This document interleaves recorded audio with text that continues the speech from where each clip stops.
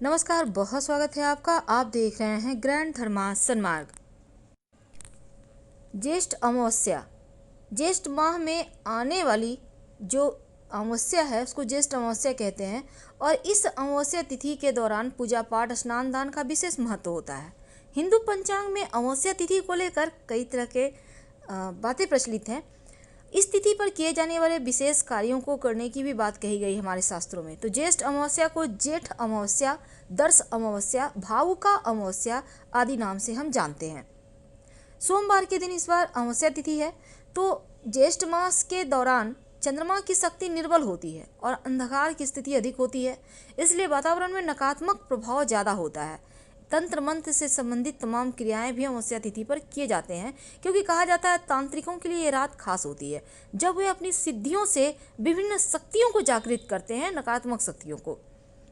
तो ज्येष्ठ अमावस्या के दिन स्नान दान, व्रत का दान, पुण्य का फल सहस्त्र गौदान के इतना मिलता है। किंतु यहाँ पर देखिए, सिंधु जैसे ग्रंथों में ज्येष्ठ अमावस्या के दिन दान की महत्ता का विषय में कहा गया है कि इस दिन असमर्थ और गरीबों को दान करने से, ब्राह्मणों को भोजन करवाने से सहस्त्र गोदान के इतना पुण्य फल की प्राप्ति होती है। और अमावस्या के दिन दूध से बनी वस्तुओं का अथवा श्वेत वस्तुओं का दान करें तो चंद्र ग्रह सुफल देने लगते हैं।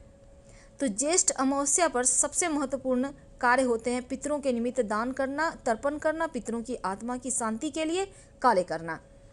तो इस दिन दान करने से नवग्रह दोष का भी नाश होता है, ग्रह शांति होती है, कष्ट दूर होते हैं। क्या ना करें, ज्येष्ठ अमावस्या पर कुछ ऐसे कार्य हैं जो जरूर करना चाहिए। देखिए, पहले तो गाय, कुत्ता, कौवा को कुछ भोजन के लिए दे दें। पीपल और बरगद के पेड़ की पूजा जरूर करें। और पीपल का पेड़ को छूना नहीं है, इस बात का ध्यान रखिएगा। पितरों के निमित्त तर्पण करें और पीपल में कच्चा सूत बांधें। कच्चा दूध भी अर्पित कर सकते हैं। काला तिल का दान करें और साथ ही एक दीपक जलाएं। ये ऐसे कार्य हैं जो आप जरूर करें। इस दिन तामसिक भोजन ना करें, झगड़े लड़ाई विवाद से दूर रहें, ब्रह्मचर्य का पालन करें तो उत्तम है। पीपल के पेड़ में जब पूजा करेंगे तो छूना नहीं है, बल्कि अलग से मिट्टी में आपको प्रयोग करना है। तो 1 लोटा जल में 1 चुटकी काला तिल, 1 चुटकी अक्षत यानी साबुत चावल, टूटा हुआ ना हो, थोड़ी सी मीठी वस्तु और सफ़ेद पुष्प आप लेकर जाएं। अगर आपके घर में कच्चा दूध हो तो आधा चम्मच, 1 चम्मच ले लीजिएगा उसमें, और ले जाकर पीपल के पेड़ की जड़ में अर्पित कर दें। और एक बात याद रखिए, वहाँ पर बैठना नहीं है आपको। आप मंत्र जप कर सकते हैं, ओम शंखचूड़ाय नमः, खूब जप करें और फिर आप पूजा करके वहाँ से घर चले आए। बिना पीछे मुड़े ही घर आइएगा, इस बात का ध्यान रखिएगा। शाम के बाद एक दिया जरूर जलाइएगा। आप पीपल के नीचे जला पाएँ तो अति उत्तम, नहीं तो अपने घर के मुख्य दरवाजे के बाहर जला दीजिएगा दीपक। इस अमावस्या को विशेष प्रयोग करना बहुत आवश्यक है। वैसे इस दिन शिव जी की पूजा जरूर कीजिएगा ताकि पितृ भी शांत रहें और शनिदेव की कृपा भी बरसे। ज़्यादा कुछ नहीं करना, 1 लोटा जल ले लें, जल में कुसा घास डालकर ले आकर शिवलिंग पर अर्पित कर दें। नमः शिवाय का अनवरत जप करते हुए आपके पितृ तृप्त हो जाएंगे। आपके जीवन की मुश्किलें समाप्त हो जाएगी। जो परेशानियां हैं बीमारियों की, धन की, या फिर आपके लाइफ में जो स्ट्रगल चल रहा है वो भी समाप्त हो जाता है। इस प्रयोग को आप इस अमावस्या पर जरूर कीजिएगा। वैसे तो पवित्र नदी सरोवर में स्नान करने का विधान है। अगर आप करते हैं तो अति उत्तम, नहीं करते हैं तो घर में ही नहाने के पानी में गंगा जल डालकर नहाइए। अगर आपसे ज़्यादा कुछ ना बन पड़े तो सिंपल तरीके से 1 लोटा जल में 1 चुटकी काला तिल, 1 चुटकी अक्षत लेकर आप भगवान सूर्य को जल दे दें। एक ही प्रयोग करें, आपके हर मुश्किल समस्याएं समाप्त हो जाएगी। क्योंकि जब आप सूर्य को जल देंगे काला तिल डालकर, तो एक तो शनि राहु केतु की मुश्किलें समाप्त होगी, पितृ शांत हो जाएंगे, वो तृप्त होते हैं। वो जो आपसे चाह रखते हैं, कुछ उम्मीद करते हैं, इस जल के माध्यम से उनको प्राप्त हो जाता है। तो इस दिन जैसे पितृदेवों के शांति के लिए आप गरीब व्यक्तियों को भोजन वगैरह भी आप खिला सकते हैं। वैसे शनि अमावस्या है तो तेल का दान जरूर करें। अगर जीवन में बहुत मुश्किल है, आपको लगता है लाख प्रयास के बाद भी आप उन्नति नहीं कर पा रहे, तब एक कटोरी में सरसों का तेल ले लें। आप चाहें तो एक बोतल भी आप खरीद के दान कर सकते हैं, लेकिन इसमें आप अपनी छाया जरूर देखिएगा। और साथ ही इस दिन दान की महिमा ज़्यादा है, तो काला तिल और गुड़, इन 2 चीज़ों को अगर आप दान कर सकें तो उत्तम है। वैसे तो बैसाख का महीना है तो तरबूज, पानी का घड़ा, पानी भरा हुआ घड़ा या फिर पीने का पानी का आप कहीं व्यवस्था करवा दें, तरबूज का दान कर दें। सत्तू और छाता, जूता चप्पल, इन सभी चीज़ों का दान करने का विधान है। अगर आपके लिए ज़्यादा बन पड़े तो आप किसी पास के मंदिर में घी का दान कर सकते हैं। आप चाहें तो आप किसी गरीब व्यक्ति की कन्या के विवाह में कुछ आज योगदान दे सकते हैं। जो लोग असमर्थ हैं उनके दवाइयों के आप खर्च उठा सकते हैं, थोड़ा हेल्प भी कर दें। और गाय को जब आप रोटी खिलाइएगा तो रोटी पर गुड़ और काला तिल रखकर अपने ऊपर से 3 बार उतार कर फिर खिलाएं। और संभव हो तो गाय की 8 परिक्रमा कीजिए और गाय को अपनी समस्या कह दें, आपकी हर समस्या समाप्त हो जाएगी। इस दिन तो वैसे तो नमक भी आप दान कर सकते हैं। नमक दान करने से आपके जो घर में परिवार में वास्तु दोष है, नकारात्मक जो एक शक्तियाँ परेशान की हुई है, उससे भी आपको मुक्ति मिल जाती है। आपके पास कपड़े पड़े हुए हैं, जो कपड़े आप पहनते नहीं, उसको धोकर अच्छे से आप फ्रेश से उसको आयरन वगैरह करके आप किसी गरीब को अनाथालय वगैरह में भी दे सकते हैं इस दिन, क्योंकि इस दिन किया गया दान आपको लंबे समय तक सुफल देता है। तो आप ज़रूर करें।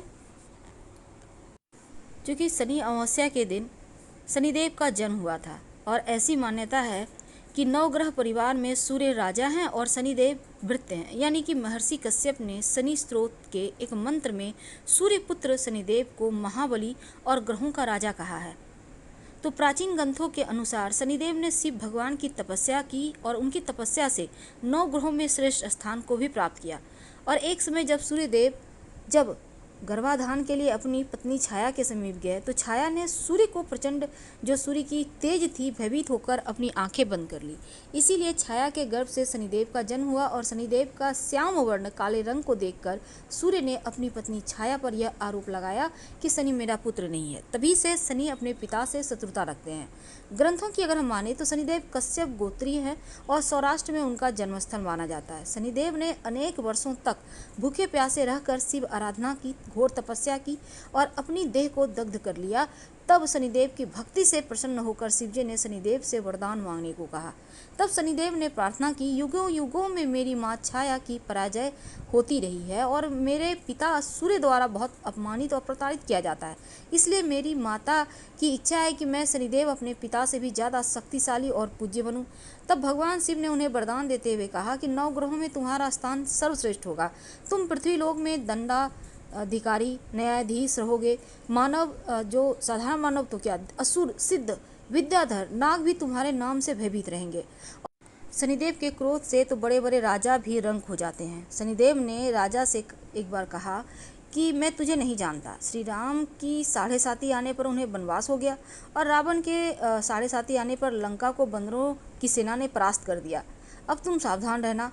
तो अमावस्या तिथि को दान पुण्य के लिए, पितरों की शांति के लिए और इस दिन किए जाने वाला पिंडदान, तर्पण, इन चीज़ों का बहुत महत्व बढ़ जाता है जब आप अमावस्या तिथि को करते हैं, क्योंकि ये दिन सौभाग्यशाली दिन माना जाता है। चूँकि हर महीने अमावस्या तिथि आती है और हिंदू पंचांग जो पूर्णिमांत होते हैं ना, वो मास समाप्त होते हैं, लेकिन अमावस्या तिथि 15 दिन में आती है। तो जो आखिरी दिन है वो पूर्णिमा है, मध्य दिन अमावस्या तिथि है। तो अमावस्या के दिन अगर पितृदेवों के निमित्त आप तर्पण करते हैं तो पितृदोष समाप्त हो जाते हैं, पितृदेवों को शांति मिलती है। तो चूँकि अब सवाल ये आता है कि ज्येष्ठ मास की अमावस्या को शनि अमावस्या क्यों कहते हैं। देखिए, इस दिन को शनि जयंती के रूप में भी मनाया जाता है और ज्येष्ठ मास के अमावस्या को धर्म कर्म स्नान दान आदि के मामले में बहुत शुभ माना जाता है। और इस बार ज्येष्ठ अमावस्या 30 मई सोमवार को है।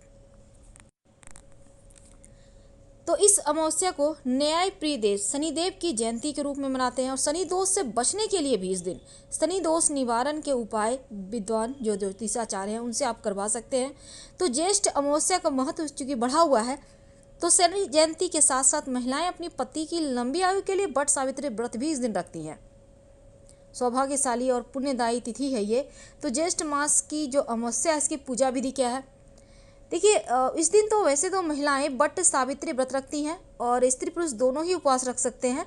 सुबह सुबह उठकर नित्य कर्मों से निवृत्त होकर धार्मिक तीर्थ स्थानों पर पवित्र नदी सरोवर में स्नान करें या घर में ही गंगा जल डालकर नहाने के पानी में नहा लें। फिर स्वच्छ वस्त्र आप धारण करें या नवीन वस्त्र भी धारण कर सकते हैं।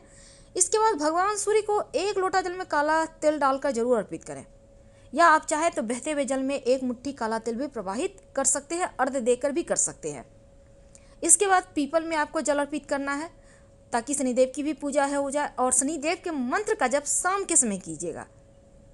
बट सावित्री व्रत रखना चाहती हैं जो महिलाएं, वो यम की पूजा भी करेंगी और इसके बाद सामर्थ्य के अनुसार दान भी करनी है इस दिन। अब चूंकि ये जो कृष्ण पक्ष के अंतिम दिन जब चंद्रमा बिल्कुल भी दिखाई नहीं देता तो उस तिथि को अमावस्या कहते हैं और अमावस्या तिथि के दिन धर्म कर्म के कार्यों के लिए बहुत शुभ होता है।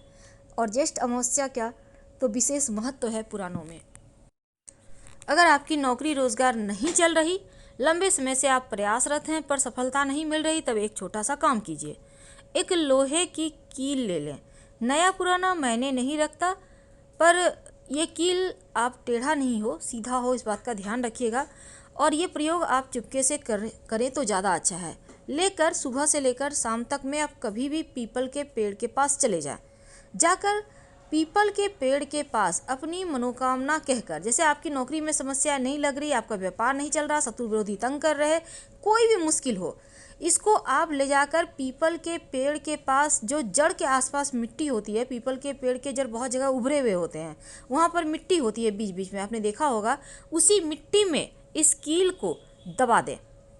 आप ठोक भी सकते हैं किसी पत्थर वगैरह के सहारे, पर जड़ में नहीं ठोकिएगा। इसके बाद आप बिना पीछे मुड़े घर आ जाएं। जब आपकी मनोकामना पूर्ण हो जाए तब उस कील को आप निकाल लीजिएगा और कहीं भी नदी किनारे आप इसको दबा दीजिएगा। अगर कील ना मिले तो कोई बात नहीं, आप प्रणाम करके वापस आ जाए। धन्यवाद।